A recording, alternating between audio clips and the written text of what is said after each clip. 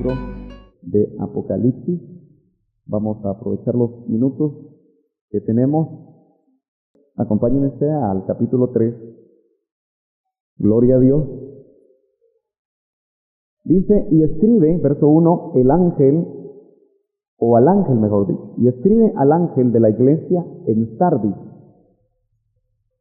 el que tiene los 7 espíritus de Dios y las 7 estrellas, dice esto: yo conozco tus obras, que tienes nombre de que vives, pero estás muerto. Ponte en vela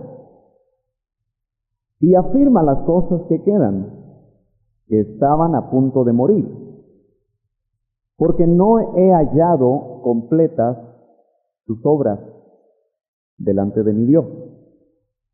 Acuérdate pues de lo que has recibido y oído, guárdalo y arrepiéntete. Por tanto, si no velas, vendré como ladrón y no sabrás a qué hora vendré sobre ti.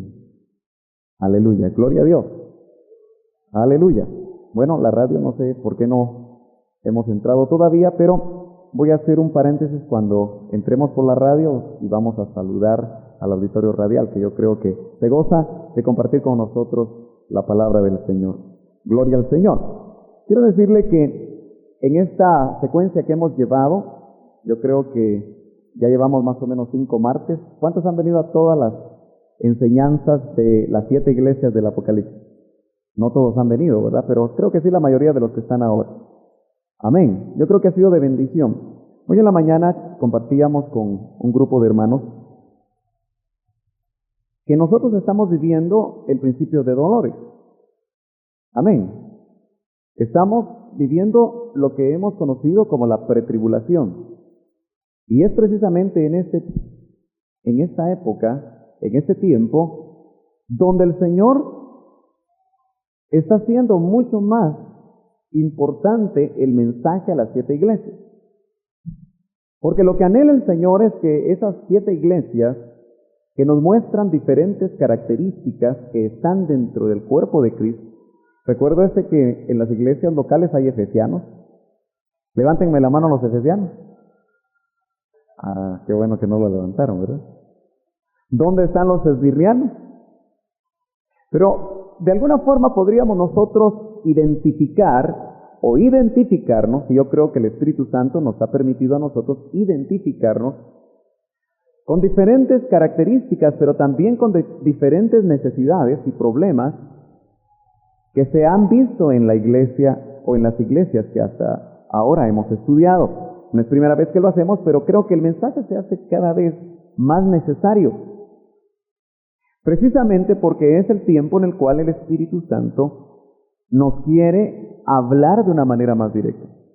Yo siempre me pongo a pensar, hermano, en la Biblia, todo el mensaje que se escribió hace 2000 años. Y en esa generación en la cual se escribió o se terminó de escribir el Nuevo Testamento, ellos esperaban al Señor que en esa generación viniera. Y la segunda generación también esperó lo mismo. Fíjense que estas iglesias fueron literales, no son ficticias. Se desarrollaron en el área del Asia Menor. Usted lo puede ver en un mapa bíblico. Y esas iglesias recibieron este mensaje. Qué impactante recibir un mensaje inspirado por el Espíritu, una palabra de Dios. ¿Se imagina usted el impacto que debió haber causado en la iglesia de Éfeso? El alboroto que causó cuando Juan envió esta carta a la iglesia de Éfeso, y así a cada una de ellas, y a la iglesia de Esmirna. Nos encontramos ya al aire. Saludamos al auditorio de toda Radio Alianza que nos está sintonizando en este momento. Nos gozamos, hermanos, de estar en este momento llegando a sus hogares. Probablemente usted nos escucha en su vehículo, y queremos que esta palabra sea de gran bendición. Estamos estudiando la iglesia de Sardis, una de las iglesias de las 7 iglesias del Apocalipsis. Pues decíamos que el impacto que eso causó en la iglesia de Sardis hizo que muchos de ellos se arrepintieran y que volvieran precisamente al camino que el Espíritu quería hacerlos volver. Pero note usted que el Señor no vino.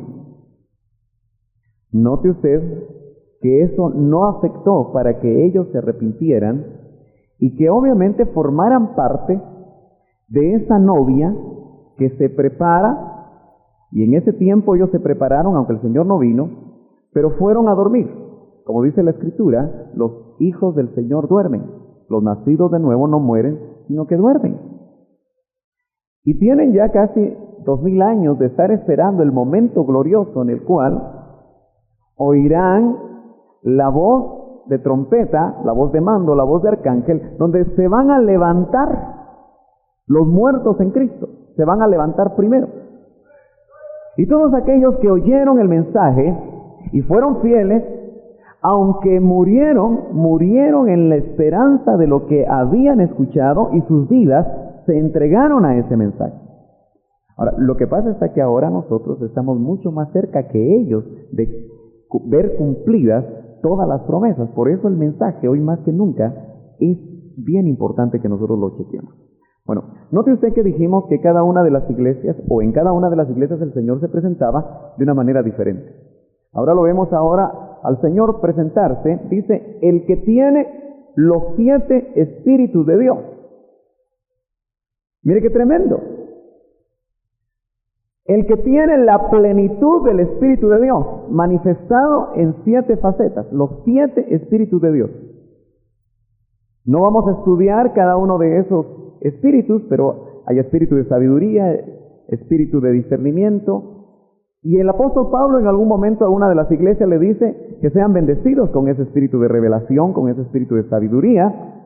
Pero el que tiene los 7 espíritus de Dios y las 7 estrellas, que ya vimos nosotros en el capítulo 1 y verso 20, ¿qué son las 7 estrellas? Hagamos un examen, un repaso. ¿Se acuerda usted lo que dice el verso 20? Bueno, si no se acuerda, léalo ahí. ¿Cuál fue la explicación que le dieron a Juan acerca de las 7 estrellas?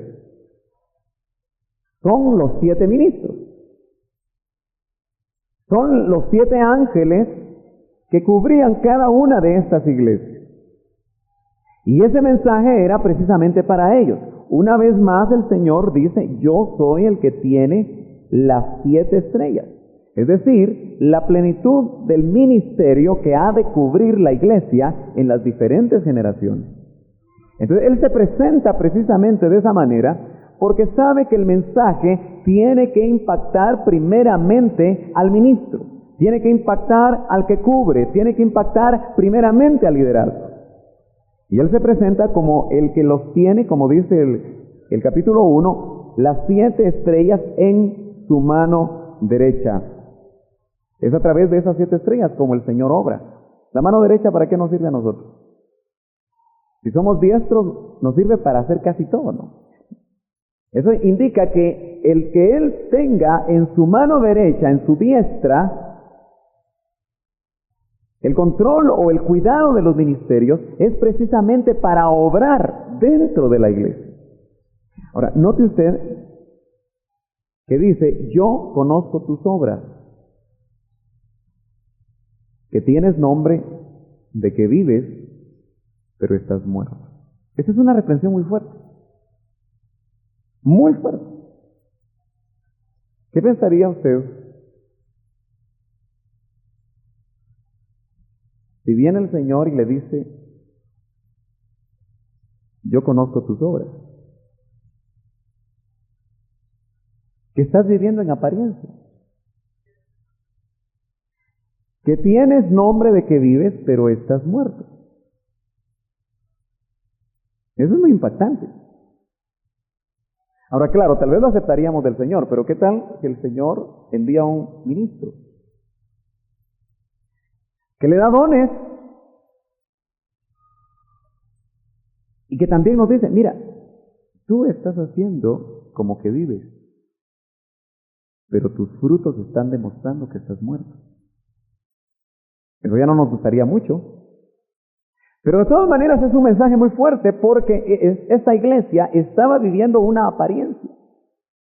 Ahora, note usted que la iglesia somos nosotros, somos como individuos, conformamos parte de la iglesia. Y el mensaje de las 7 iglesias es un mensaje que para mí es ahora individual. Usted tiene que, al ver esta palabra, yo tengo que, al enfrentarme a esta palabra, tengo que hacer un examen. ¿Será que yo vivo de apariencia? Fíjese que cuando pecó Adán y Eva, dice que se cosieron delantales de higuera. Se cubrieron con higueras. Pero lo más tremendo es que se escondieron de Dios. Y eso nos indica que muchas veces nosotros, cuando nuestra vida no está de acuerdo a lo que el Señor está pidiendo, nos escondemos de Dios, de la presencia de Dios, y muchas veces lo que vivimos es una religión. En cierta manera agarramos nuestras hojas de higuera y nos cubrimos, ¿verdad? Por otro lado, a veces nos ponemos máscara. Fíjese que a veces nosotros podemos venir muy molestos, ¿verdad? Porque nos enojamos con la esposa. O porque se nos atravesó alguien y nos afectó en el tráfico. O porque sencillamente nos dijeron que ya no tenemos trabajo. Y nuestra alma viene afectada. Pero ¿cuántos de nosotros a veces, cuando pasamos el umbral de un templo, sacamos dentro de nuestro rosario de máscaras? Hoy me pongo la de gozo. Y empezamos a sonreírle a medio mundo, ¿verdad? Tal como está, Dios le bendiga.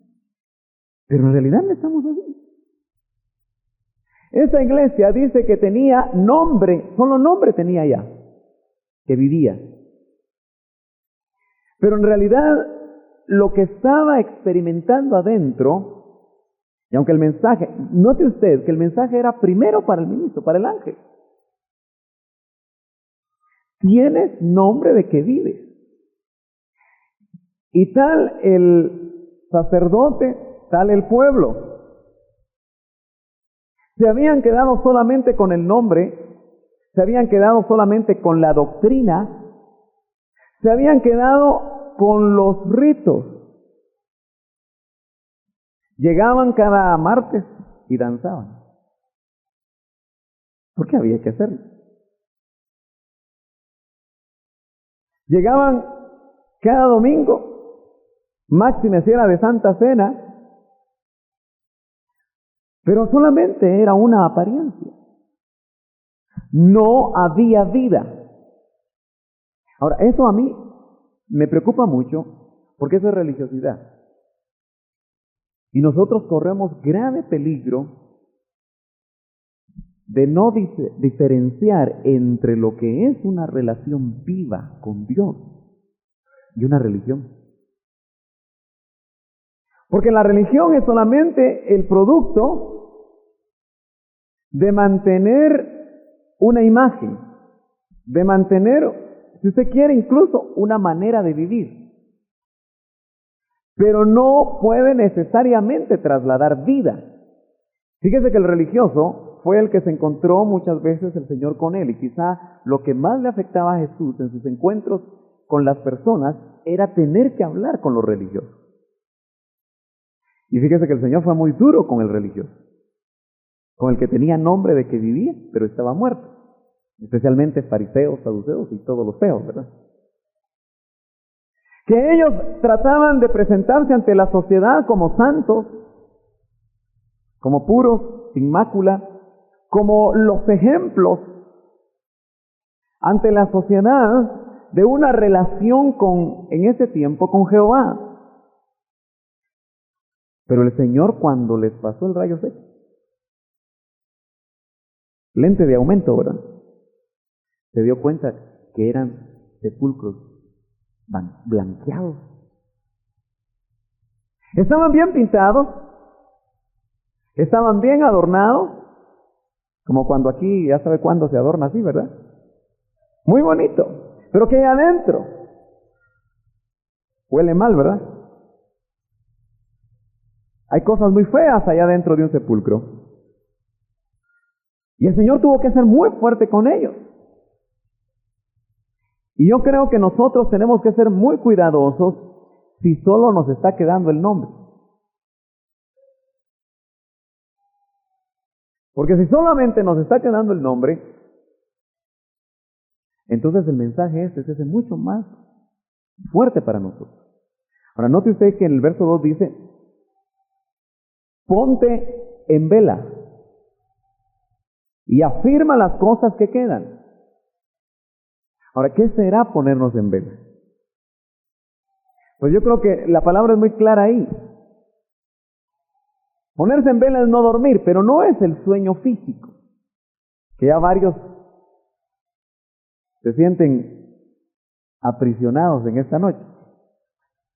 No le estoy hablando de ese, sino que le estoy hablando de un sueño espiritual. ¿Se recuerda usted cuando aquellos discípulos acompañaron al Señor al Getsemaní?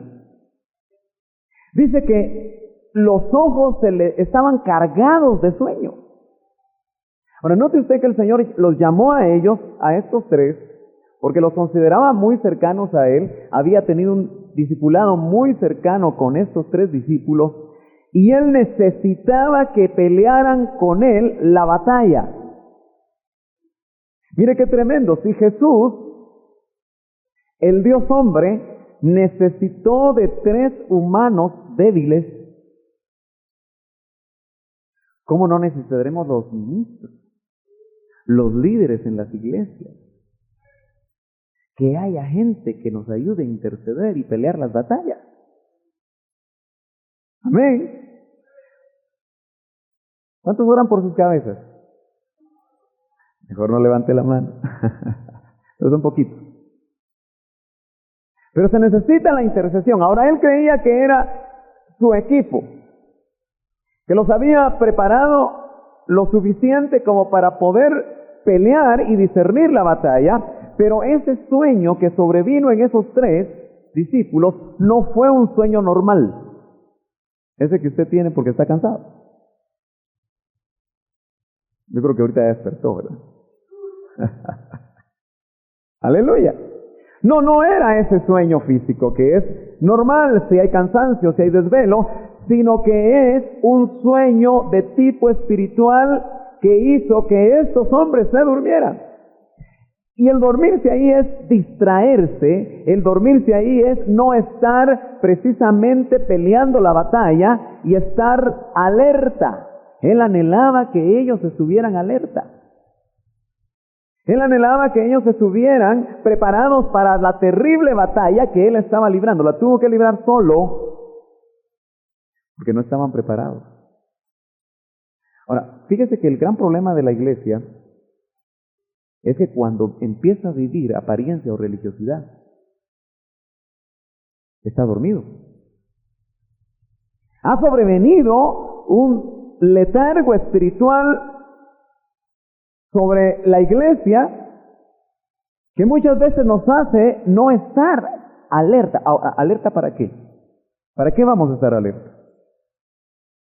Primero, vamos a estar alertas porque sabemos que hay batallas espirituales muy fuertes sobre nuestras familias, sobre las iglesias locales, aún sobre los países.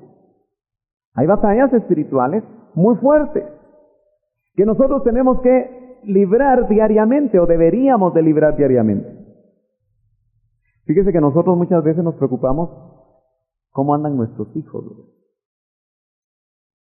pero muchas veces no nos damos cuenta que es una batalla espiritual la que se está desarrollando alrededor de ellos y que nosotros tenemos que discernir cuál es la batalla. Y en esto entra papá y mamá. Fíjese que las esposas, ¿usted se ha dado cuenta que son muy sensibles a las cosas espirituales? ¿La mujer? ¿Cuántos dicen amén los varones? Sí, son sensibles. Lo que pasa es que hay tres voces en el huerto. Usted sabe que hay tres voces en el huerto. Cada uno de nosotros tenemos nuestro huerto. Pero en el huerto se oía la voz de Dios, se oía la voz del diablo y se oía la voz de Adán, del yo. Y la mujer es sensible, pero hay que discernir, el hombre le toca discernir qué voz está oyendo.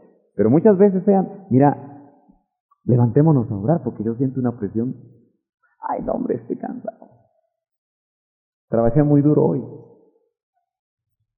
Y a veces el varón sigue durmiendo, no está alerta y ya tal vez se levanta a orar. Son como radares. ¿Para qué sirve el radar en las guerras modernas? ¿Usted se recuerda de esa batalla Tormenta del Desierto? Que la siguió usted por televisión.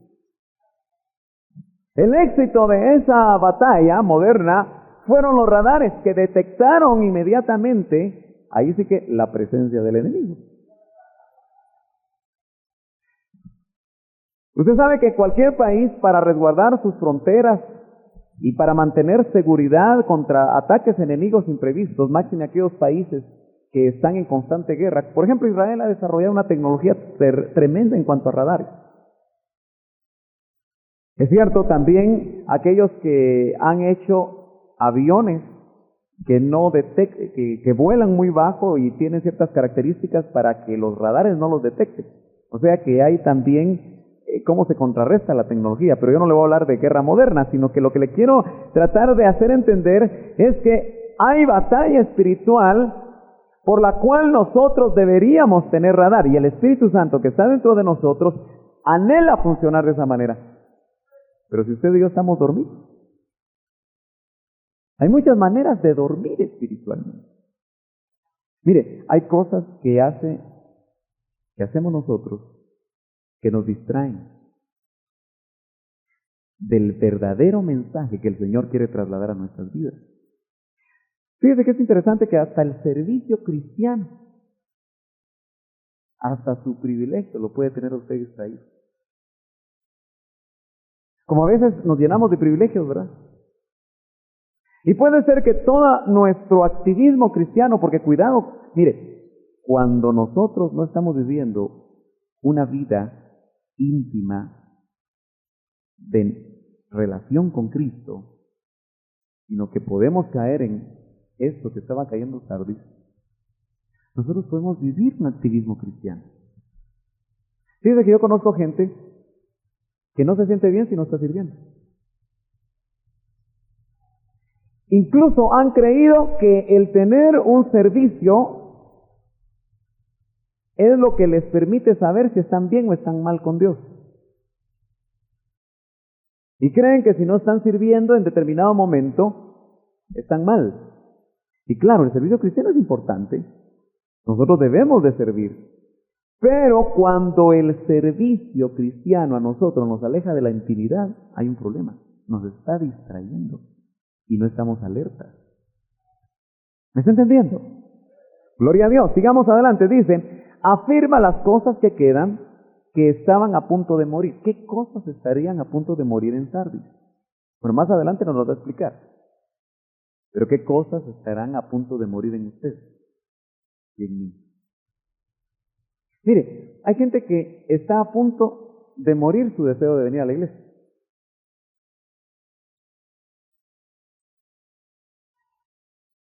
En otros estará a punto de morir su anhelo de buscar agradar a Dios. En otros estará a punto de morir el anhelo de tener un matrimonio que le agrade a Dios. En otros estará a punto de morir el anhelo de servir. Pero en el verdadero equilibrio de Dios, ¿qué estará a punto de morir en ti? Es como aquella llamita en el candelero que necesitaba un trabajo del sacerdote a través de la despabiladera, porque ya la llama, ¿se ha dado cuenta usted que las mechas de una candela, cuando hay demasiada cera, ¿verdad? Residuo de cera, se está apagando la llamita y usted tiene que venir y limpiar la mecha, ¿verdad? Eso es lo que hacía la despabiladera. Eso era lo que el sacerdote hacía. Y el Señor está chequeando también cómo estamos nosotros. Si esa llama está avivada, si hay aceite suficiente para que esa llama esté avivada de las cosas que están a punto de morir. Ahora, qué interesante que dice, porque no he hallado completas tus obras. Note que unas cosas están muriendo y otras cosas se quedaron a media. ¿Qué habrás dejado tú a media? ¿Qué habré dejado yo a media? ¿Qué estaremos dejando incompleto? Hay cosas en las que el Señor nos habla en nuestro corazón. Hay visiones de Dios que Él nos da. Y que nosotros muchas veces, por la batalla espiritual, por los problemas, por las enfermedades, por las dificultades que encontramos en el camino, las dejamos a medias. ¿Cuántos han dejado un ministerio a medias? ¿Cuántos han dejado una visión personal que Dios les dio y lo dejan a medias? Por eso dice, porque no he hallado completas tus obras delante de mi Dios. Ahora, note que decía que él tenía las 7 estrellas en su mano porque está para obrar. Porque esta iglesia no solamente le quedó el nombre, ya no tiene vida, ya no hay vitalidad espiritual, está muerto y el muerto no hace nada ya.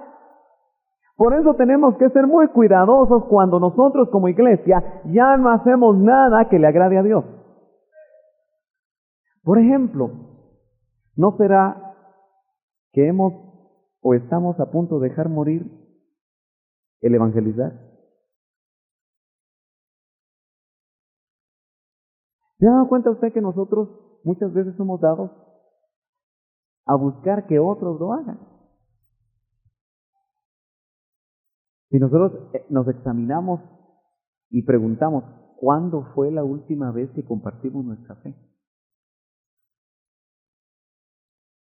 ¿Cuándo fue la última vez que le dimos seguimiento a alguien que se convirtió? ¿Cuándo fue la última vez que nosotros fuimos a visitar? Estamos con nuestras obras incompletas. ¿Cuándo fue la última vez que le expresamos la esencia del Evangelio, que es amor al hermano?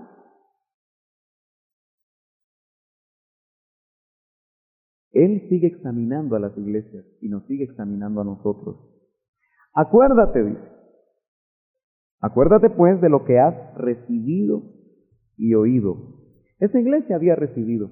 Y yo creo que a la iglesia a la que le estoy hablando en esta noche también ha recibido. Pero la exhortación es, acuérdate, pues, de lo que has recibido y oído. Ahora, recuerde usted que 7 veces se pregunta, el que tiene oído o el que tenga oído para oír, oiga lo que el Espíritu dice a las iglesias. Yo no sé si en Sardis ya habían perdido el oído espiritual. Yo no sé si tú ya perdiste el oído espiritual. Yo no sé.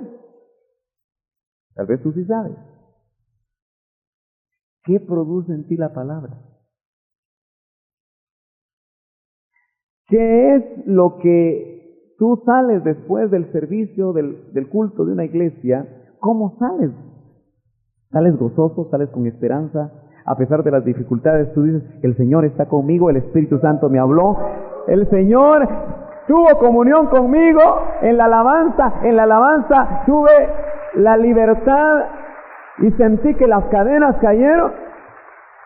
Pude experimentar que realmente donde está el Espíritu de Dios, ahí hay libertad. Aunque quizá el que estaba a la par mía estaba ahí todo tieso. Tal vez no quería saber nada o se estaba durmiendo, pero yo sí pude experimentar la presencia de Dios. Aleluya. Pero dice, lo que has recibido, y nosotros creo que no nos quejamos de todo lo que el Señor en su misericordia nos permitió recibir y oír, pero para oír hay que tener oídos. Ojalá que usted en todos estos años en los que el Señor lo bendijo tanto, y aún la palabra que todavía le está llegando por misericordia a su corazón, Usted tenga el oído. Pero todo lo que nosotros recibimos, fíjese que hay un pasaje que a mí me gusta mucho. Vamos a ver si está en la segunda epístola de Pedro, me parece que está. Déjeme verlo. Sí, verso 12. Segunda epístola de Pedro, capítulo 1 y verso 12, que dice: por tanto, siempre estaré listo. Aquí está hablando el apóstol Pedro, para recordaros estas cosas, aunque vosotros ya las sabéis. Y habéis sido confirmados en la verdad que está presente en vosotros. Y considero justo, mientras esté en este cuerpo, estimularos, recordándonos o recordándoos estas cosas. Sabiendo que mi separación del cuerpo terrenal es inminente, tal como me lo ha declarado nuestro Señor Jesucristo, también yo procuraré con diligencia que en todo tiempo, después de mi partida, podáis recordar en la tierra. Era un viaje detrás del velo. Ya el Señor le había dicho a Pedro: mira, te vas a ir conmigo, ya tu tiempo terminó, ya tu obra está completa, ahora yo te voy a llevar, Pedro. Pero él todavía dice: mire, aún después de mi partida, con diligencia yo voy a procurar que ustedes recuerden las cosas que recibieron. Bueno, hay muchas maneras de hacerlo, pero el punto no es ese, sino que el punto que a mí me interesa realmente es que aquí dice: acuérdate. Mire, tal vez ahorita no es tan importante, y creo yo que por eso el Señor ha tomado su tiempo para traer revelación nueva como lo hacía antes, de una manera tan profusa. Porque yo decía hoy en la mañana, yo creo que lo que nosotros recibimos fue tanto, pero lamentablemente muchos pudimos haberlo echado en saco roto. Ojalá que a usted le haya quedado algo en la forja. Ojalá que le haya quedado lo suficiente para poder recordarlo. Fíjese que quien hace el recordatorio es el Espíritu Santo. Hoy en la mañana venía en el carro y entre semáforo y semáforo traía mi papelito ahí, apuntando algunas cosas que el Señor me estaba recordando. Y cada rojo yo apuntaba ahí algunos garabatos de lo que Él me estaba recordando acerca de lo que en esa mañana, hoy en la mañana, iba a enseñar. Pero me recordaba cosas bien lindas acerca de ese tema que había oído hace muchos años, pero que habían quedado en mi corazón. Pero el Espíritu Santo, ¿cuántos saben que tenemos un cofre nosotros? ¿Usted tiene su cofre? ¿Sí? Ahí echamos cosas viejas y cosas nuevas. Nuestro corazón es como un cofre. Pero es el Espíritu Santo el que viene, y cuando necesitamos la palabra rema, empieza a buscar dentro de las viejas y dentro de las cosas nuevas lo que usted y yo podemos necesitar en el momento. Y esa palabra el Espíritu la recuerda y nos levanta. ¿Cuántos de nosotros hemos recibido una palabra cuando más lo necesitábamos? De parte del Espíritu, que nos levanta, nos sostiene o nos fortalece, aleluya, y nos hace seguir adelante hacia la meta del supremo llamamiento de Dios. La iglesia de Sardis había recibido, había tenido oído, pero ahora le dicen: acuérdate. Y yo creo que el Señor nos está diciendo a nosotros: acuérdate. Acuérdate. No solamente de la palabra que llegaba a tu corazón, porque la palabra si solamente llega, y a muchos probablemente les llegó a la mente, y eso les produjo conocimiento.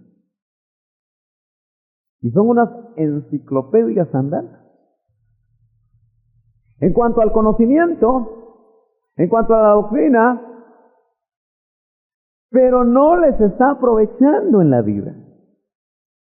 Porque usted sabe que nosotros podemos atesorar solo conocimiento, pero cuando llega al corazón y luego baja a los pies para ponerlos por obra y empezar a caminar en lo que la palabra a nosotros nos está pidiendo.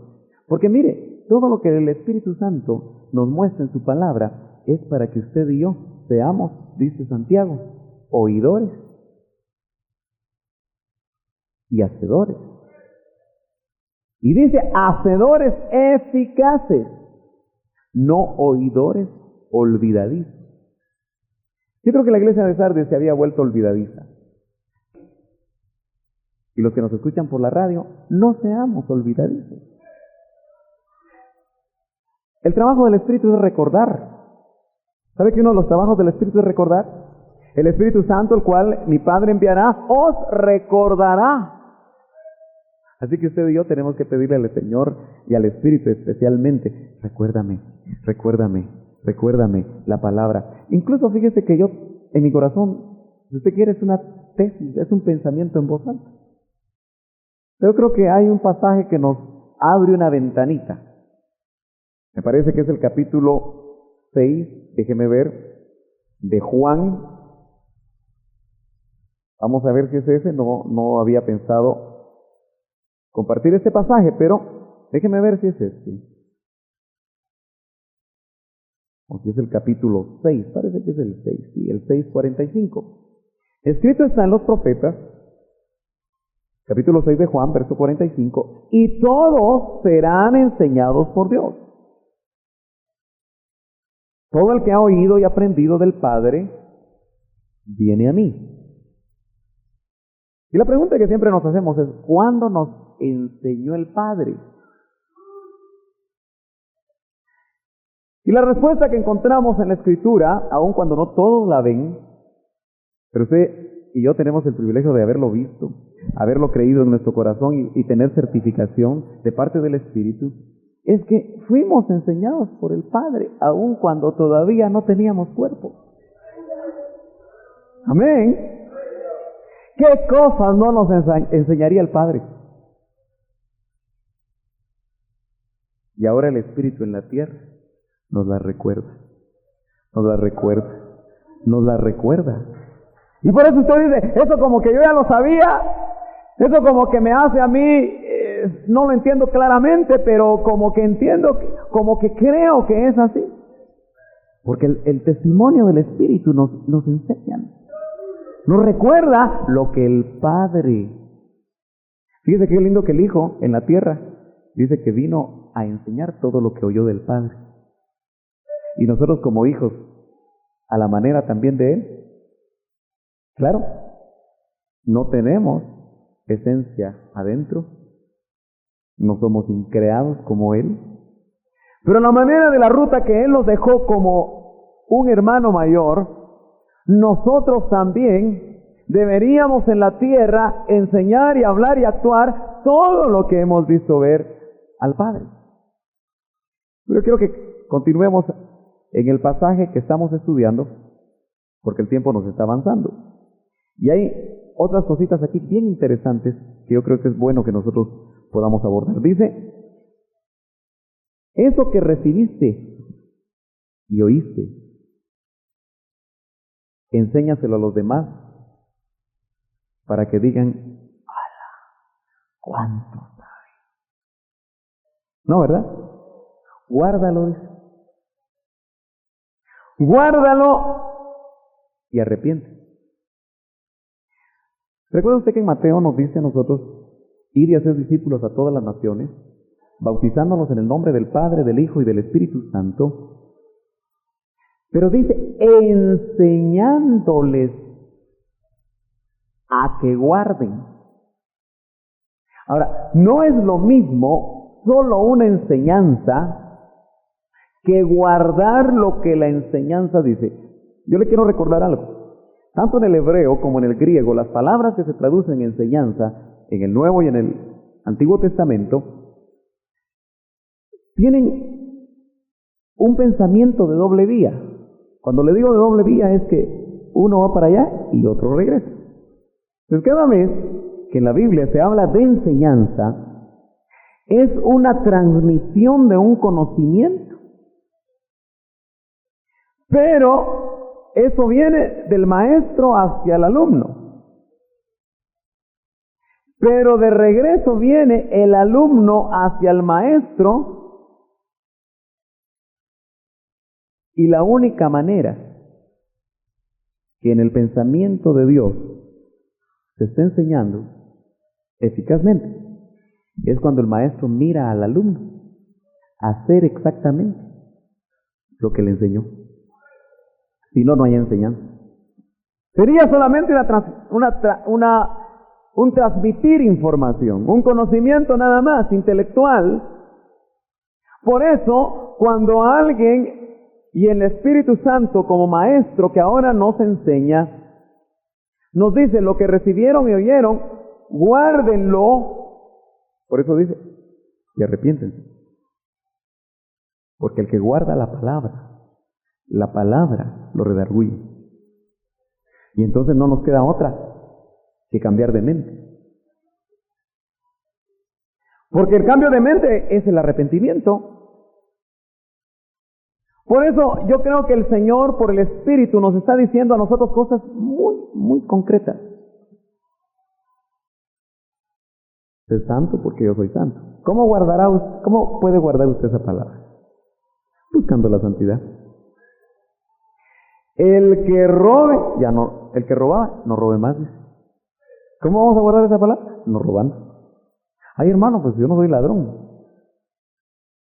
Hay muchas maneras de robar, ¿verdad? El que mentía, no mienta más. El que hablaba palabras subidas de tono, como los gentiles, ya no las hable. El que todavía se deja seducir por los apetitos de la carne, ¿cómo vamos a guardar esa palabra? Ya no dejándonos seducir por los apetitos de la carne. Por todo está gozoso. ¿Cómo va a guardar usted? Que a pesar de las dificultades, hay gozo en su corazón. O sea, el guardar la palabra es hacer la vida. El guardar la palabra es que aunque sea difícil para nuestra carne, tengamos que reconocer que nosotros por sí solos no podemos. Y entonces podamos venir y postrarnos al altar, en la intimidad del hogar, postrarnos o inclinarnos o arrodillarnos en nuestra cama y decirle: Señor, me arrepiento. Me arrepiento de lo que le dije a aquel hermano. ¿Le ofrecí sus cuentas? Me arrepiento, Señor, de habérselos ofrecido. No diga, me arrepiento de no habérselos dado.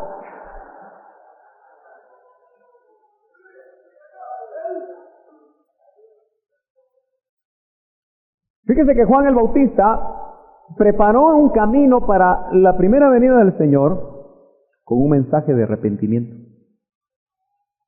Y yo creo que el Señor está levantando ministerios que también están preparando el camino de la venida secreta del Señor con un mensaje de arrepentimiento. Ahora, recuerde que el arrepentimiento no es solamente llorar en el altar, porque a veces son lágrimas de cocodrilo. ¿Usted ha visto los cocodrilos? Toda la vida están llorando. Y como que se las pintan, ¿verdad? Y ahí las tienen. Tampoco son lágrimas de aquellas que los actores usan, ¿verdad? Yo no sé qué se echan los actores para llorar, pero les sale bien, ¿verdad? Por tanto, si no velas, otra vez el llamado a velar. Vendré como ladrón y no sabrás a qué hora vendré sobre ti. Ahora yo le decía a un grupo de hermanos en otra ocasión que eso indica que el que se decida a velar va a saber a qué hora va a venir. Vuelvan a leer conmigo. Si no velas, ahora léalo en positivo. Si velas, porque dice, si no velas, vendré como ladrón. Entonces, si velas, no vendré como ladrón, sino que anunciaré mi llegada. El ladrón no anuncia la llegada, pero aquel que va a velar ese va a ser anunciada por el Espíritu la llegada. Vas a ver cuándo. Aleluya. Gloria a Dios.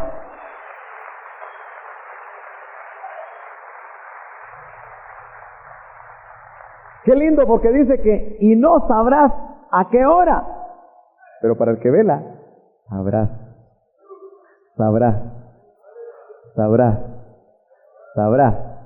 a qué hora. Ay, hermano, pero y no dice que del día y la hora nadie sabe sino solamente mi Padre que está en los cielos. Sí, pero aquí dice que el que vela va a saber la hora. Lo que pasa es que la vas a ver probablemente muy poquito tiempo antes. Amén. Así como Abraham, yo no sé cuántos días, tal vez los que estudian más meticulosamente, les dejamos la tarea. Pero estudia en Génesis. ¿Cuánto tiempo pasó cuando dijo Jehová, iba camino a destruir Sodoma y Gomorra? Y dice que este tiempo y la segunda venida del Señor va a ser como en los días de Sodoma y Gomorra. Entonces es importante el principio. Iba a destruir Sodoma y Gomorra, pero dijo, no voy a hacer eso, porque aquí está mi amigo Abraham. Qué lindo, ¿verdad? El Señor no va a hacer juicio sobre la tierra, porque va a tener una amiga, amada mía, amiga mía, y le va a decir, ¿cuándo? Y todavía esa amiga, como Abraham, va a poder interceder. Aleluya. Gloria a Dios. Verso 4. Ya se me encendió la María. Pero tienes unos pocos. Esa frase a mí me hace temblar.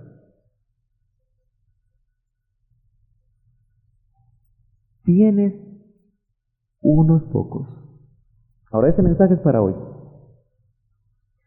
Donde la iglesia de Cristo pueda estar en el mundo,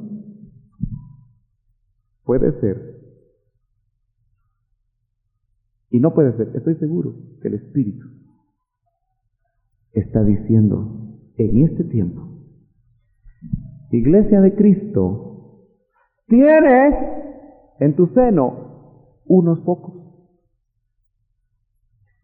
Y nosotros sabemos que estos unos pocos es la novia. No se lo va a decir a muchos, pero esos pocos que están ahí, note usted que es como un gran círculo, ¿verdad? Ahí está la iglesia del Señor. Pero hay un círculo concéntrico pequeñito, unos pocos. ¿Qué pasa con ellos? Tienes unos pocos en Sardis. ¿Será que también el Espíritu Santo puede decir, tienes unos pocos en la iglesia en Guatemala que no han manchado sus vestiduras y andarán conmigo vestidos de blanco? ¡Qué tremendo! Porque son dignos. Usted sabe que cuando estábamos sin Cristo y sin esperanza, ninguno de nosotros era digno. Pero cuando el sacrificio de Cristo y su sangre derramada fue el precio por el que nos compraron, nos dieron valor y nos hicieron dignos. Nos dieron, mire, una cosa importante aquí es que para manchar vestiduras hay que tenerlas. Eso es lógico, ¿verdad? ¿Cuándo le dieron vestiduras a usted? Ay, hermano, pero si apenas ando con el mismo vestido, ¿verdad? No le estoy hablando de esas. Le estoy hablando de vestiduras espirituales que se las dieron cuando usted nació de nuevo. Por eso el religioso, y recuérdese que un religioso se metió en aquella parábola, ¿verdad? Hasta la fiesta de las bodas. Y lo sacaron a las tinieblas de afuera porque no tenía vestido de boda. Así que si en la fiesta de las bodas hubo colados, ¿cómo no van a haber colados en las iglesias? Que no tienen vestiduras.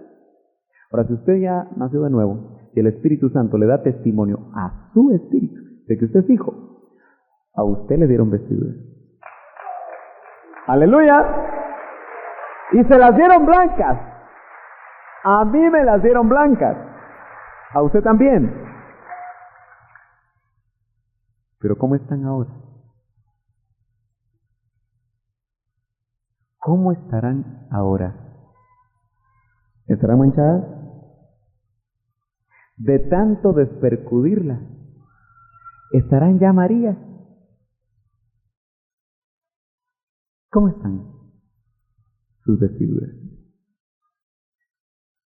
Hay unos pocos. Eso es lo alarmante. Eso es lo que yo quiero trasladarle en esta noche. Hay unos pocos. ¿Será usted de los pocos? ¿Anhela ser de los pocos? Hay un precio que pagar. Fíjese que lo lindo es que cuando la vestidura se mancha, todavía la sangre de Cristo es eficaz y suficiente para limpiarnos de toda maldad si confesamos nuestros pecados. Un pecado es una mancha en nuestra vestidura. Amén. Un pensamiento que no le agrada a Dios es una mancha en nuestra vestidura. Pero nosotros podemos acercarnos. Todavía es tiempo. Y cuando nos acercamos, mire, no es ser impecable. Porque los que están ahí, que son pocos, que tienen las vestiduras blancas, que no la han manchado, no es que sean impecables. Lo que pasa es que cuando les pasaron el examen, hacía 5 minutos que se habían arrepentido y se les había aplicado la sangre de Cristo y esa mancha ya no estaba. Yo termino. Así el vencedor será revestido de vestiduras blancas. Y no borraré su nombre del libro de la vida. ¿Será que se puede borrar el nombre en el libro de la vida? Saque usted sus conclusiones. Y reconoceré su nombre delante de mi Padre y delante de sus ángeles. El que tiene oído, oiga lo que el Espíritu dice a las iglesias. Bueno, yo creo que ahí están las preguntas ya. Tal vez hermano Carlos Manuel, que está ahí cerquita, nos ayuda ahí con el hermano Vinicio.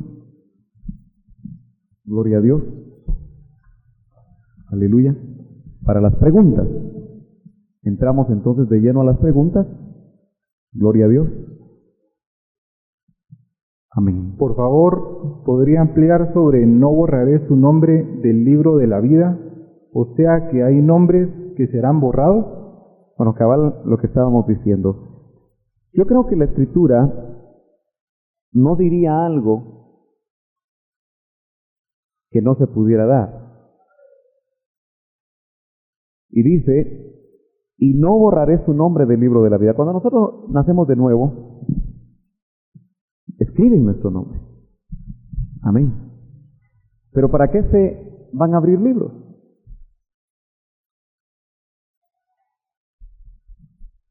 Como hay apostasía irreversible, puede haber una apostasía irreversible, un devolver la fe. Yo creo que un apóstata irreversible, Dios tiene borrador. Y ese nombre puede ser borrado. Esa es una apostasía irreversible. Entonces, yo creo que eso es posible. Porque si hay apostasía irreversible, ese nombre puede ser borrado. Y por eso se abren libros, para ver si nuestro nombre está ahí. Amén. Pero nuestra garantía es el Espíritu Santo que nosotros tenemos. Dice que es las arras de la herencia adquirida. Por eso el Espíritu Santo es el que está hablando. El Espíritu dice a las iglesias. Porque si nosotros no nos arrepentimos, si nosotros seguimos jugando a la iglesia, Si nosotros seguimos en un camino de religiosidad, hay peligros muy grandes. Recuérdese, 2 Tesalonicenses capítulo 2 nos habla de la gran apostasía. Dice que el inicuo no se va a manifestar sin que antes se manifieste la gran apostasía. Y si usted y yo sabemos que estamos viviendo esos tiempos, ya está habiendo apostasía en medio de la iglesia. Amén. Es una pregunta para rectificar, dice. Hermano Sergio, anteriormente oí que usted decía que las estrellas eran los ángeles y los candeleros eran los ministros, pero ahora oí que decía que las estrellas son los ángeles y los ministros. Por favor, ¿podría aclarar este punto? Aclarémoslo en el verso 20. Claramente dice, en cuanto al misterio de las 7 estrellas que viste en mi mano derecha y de los 7 candeleros de oro, las 7 estrellas son los ángeles, es decir, los ministros. Y los 7 candeleros son las 7 iglesias. Entonces, si eventualmente lo transmití inadecuadamente, es así como es. Candeleros habla de la iglesia. ¿Se recuerda cuando vimos que el Señor andaba en medio de los candeleros? En esa ocasión dijimos que andaba examinando a las iglesias. Y tú tienes candelero porque eres iglesia. Entonces, Él anda examinando tu candelero. Y las estrellas en su mano son los ministros. Amén.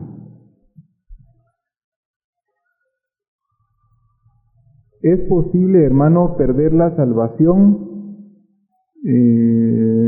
Cuando dicen Apocalipsis 3:5, bueno, eso ya quedó aclarado, creo yo. Amén. Hermano Sergio, ¿qué es un oidor en el espíritu? Yo creo que un oidor en el espíritu es uno que primero tiene oído, ¿no? Oído espiritual. Dice, me parece que es 1 Corintios, el hombre natural no entiende las cosas que son del espíritu. Dice, le son locura. ¿Recuerda usted cuando era hombre natural? Se burlaba de los aleluyas. Quizá les tiraba piedras.